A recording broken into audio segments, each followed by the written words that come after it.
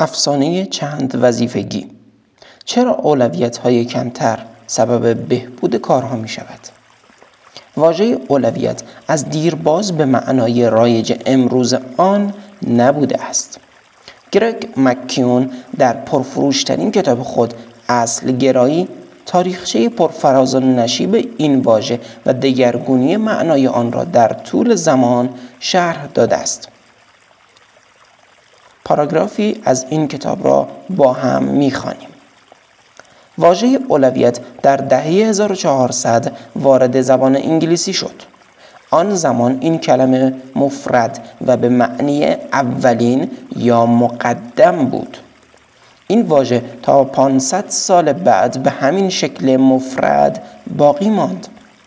در دهه 1900 بود که این واژه را جمع بستیم و شروع به حرف زدن درباره اولویت‌ها کردیم.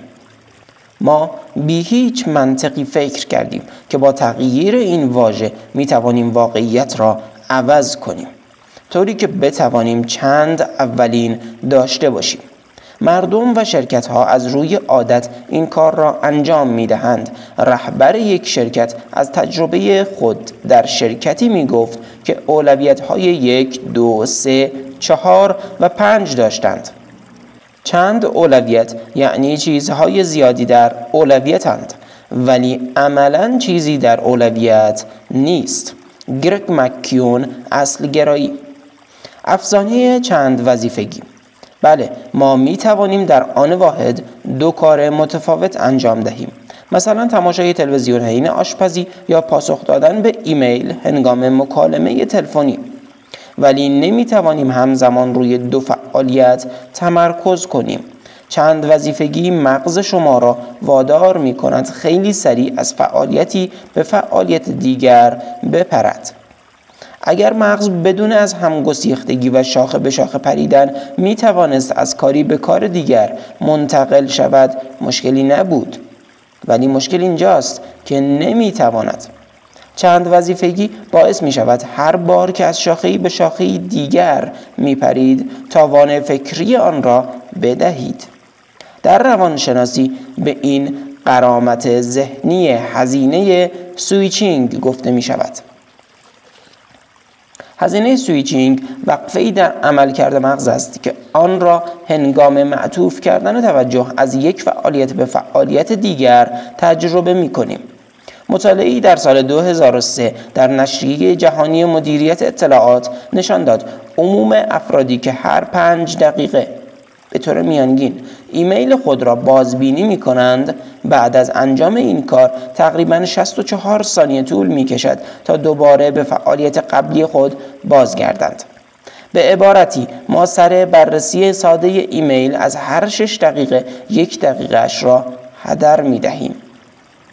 چند وظیفگی ادعا می کند که میزان اثر بخشی شما را افزایش می دهد، ولی در حقیقت این تمرکز زیاد است که کارها را اثر بخشتر می کند. واژه چند وظیفگی اولین بار در گزارشی از IBM درباره توانمندی‌های آخرین کامپیوتر این شرکت در سال 1965 ظاهر شد. اصلاً تا قبل از دهه 1960 مفهوم چند وظیفگی وجود نداشت که کسی بخواهد در این مهارت ادعای برتری کند. اما امروز مردم با افتخار از این واژه حرف میزنند و تصور میکنند مشغولیت با همه چیز بهتر از عالی بودن در یک کار به خصوص است. فعالیت لنگری را پیدا کنید. انجام کارهای بیشتر سبب نتایج سریعتر و بهتر نمی شود. انجام فعالیت‌های بهتر است که به نتایج بهتر می انجامد. به طور دقیق تر انجام دادن یک کار به بهترین نحو در مقایسه با انجام دادن چند کار با هم نتایج بهتری به دنبال خواهد داشت. لازمه تسلط یافتن تمرکز و استمرار است. من هنوز نتوانستم حواسم را آنطور که میخواهم برای یک کار جمع کنم، ولی همچنان برای این کار تلاش میکنم. از پیشرفت‌های بزرگم در این مدت این بوده است که هر روز کاری را فقط و فقط به یک اولویت اختصاص دادم. اگرچه برای اتمام بقیه فعالیت ها هم وقت میگذارم، فقط یک اولویت حیاتی هست که بی برو برگرد باید انجام شود. در حال حاضر برنامه هفتگی من به شرح ذیل است: دوشنبه نوشتن مقاله، سه‌شنبه فرستادن 2 ایمیل، چهارشنبه نوشتن مقاله، پنجشنبه نوشتن مقاله، جمعه ارزیابی کارهای انجام شده در طول هفته، شنبه آزاد و یک شنبه هم آزاد. قدرت نهفته پس انتخاب یک اولویت این است که به طور طبیعی رفتار شما را به سمتی هدایت می کند که زندگیتان را حول آن سامان دهید. اولویت شما فعالیتی لنگری می شود و مانند یک لنگر باقی روزتان را سر جای خود نگه می دارد. بدین ترتیب وقتی اوضاع نابسامان می شود دقیقاً می دانید چه کارهایی را باید و چه کارهایی را نباید انجام دهید. دلیلش این است که از قبل کارهای مهم و ضروری را از بقیه تفکیک کرده اید. نه به مشغولیت ها. ما در دام جامعه‌ای بیش فعال افتاده ایم. از جهات بسیاری این همه کار را به اشتباه برای تحقق یک معنا انجام می دهیم که ظاهراً از این تفکر زیربنایی نشأت گرفته است. ببین چقدر سرم شلوغه. من که این همه کار سرم ریخته حتما کار مهمی دارم انجام میدم. و با گسترش این انگاشته به این گزاره می رسیم: اگه مهم نبودم اینقدر سرم شلوغ نبود. اگرچه سخت معتقدم ارزش ها از دید هر کس متفاوت است، فکر می کنم اگر باور کنیم این مشغولیت و پرکاری است که به زندگی ما معنا می دهد، خودمان را گول زده ایم. از دید من معنا در زندگی یعنی به گوشه ای از این عالم ارزشی اضافه کنیم. هرچه بیشتر به زندگی افراد ارزش ساز، اسطوره ها و بزرگان نگاه می کنم، بیشتر به این حقیقت پی می برم که همه آنها در یک خصوصیت مشترکند.